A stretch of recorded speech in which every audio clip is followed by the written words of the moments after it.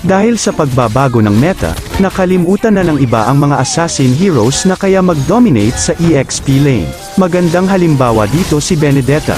Sa tulong ng kanyang passive, napakadali lang para sa'yo makaikot sa buong mapa, kaya hindi ka mahuhuli kapag mayroong teamfight. Maari mo rin gamitin itong advantage para makapag-defend ng tower or clear ng minion waves. Sa tamang pagbuo ng items at emblems, tiyak na kaya mo mag-dominate sa iyong lane. Gamitin mo ang emblem na assassin para ma-maximize ang iyong damage, Rupture para sa adaptive penetration, Master Assassin para sa mga mahilig mag-solo sa lane at pang-ambush, at Lethal Ignition pang-secure ng kill.